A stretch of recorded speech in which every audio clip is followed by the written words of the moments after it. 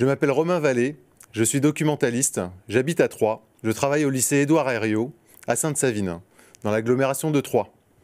Je serai candidat aux élections législatives dans la seconde circonscription de l'Aube, avec Pauline Reichling pour suppléante. Dans ces élections, je me présente pour faire entendre le camp des travailleurs, parce que les travailleurs sont attaqués. À mon travail, les conditions se dégradent, les embauches sont de plus en plus rares dans l'éducation nationale.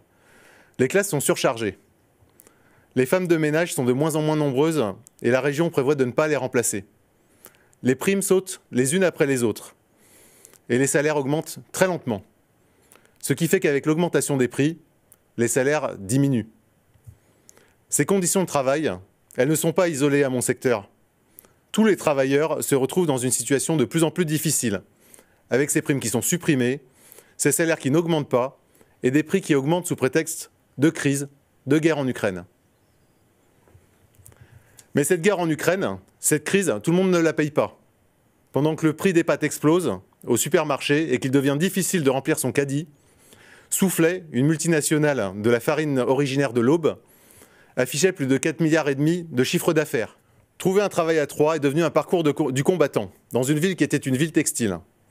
Les patrons du textile, comme Lacoste ou Petit Bateau, ils ont exploité des générations de travailleurs. Et puis ils ont licencié et laissé un champ de ruines et de chômage derrière eux. J'ai croisé, il y a quelques semaines, en centre-ville, une travailleuse de Lacoste qui avait passé sa vie à enrichir les patrons de Lacoste par son travail et qui aujourd'hui se retrouve à mendier au Resto du Cœur. Voilà l'avenir que nous propose cette société dirigée par les grands patrons. Des milliardaires qui ne savent plus quoi faire de leur argent d'un côté et des retraités, des chômeurs, des travailleurs de l'autre qui ont de plus en plus de mal à vivre. Et ce n'est pas terminé, parce que malgré la crise, les grands patrons, ils veulent qu'on travaille de plus en plus et récupérer une plus grosse partie de nos salaires, nos allocations et pensions de retraite. Ils veulent aussi mettre la main sur l'argent que nous prend l'État avec les impôts ou avec les taxes sur les carburants.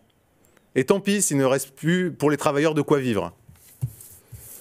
Alors si on veut refuser cet avenir de misère, eh bien il faudra se rendre compte que les travailleurs, ils devront relever la tête.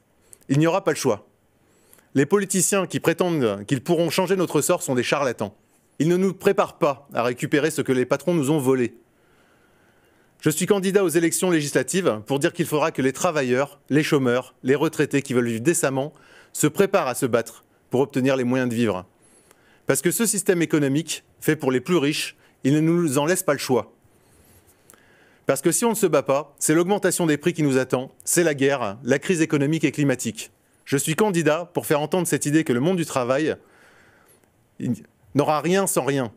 Il faudra qu'il aille chercher ce qui lui revient dans la société.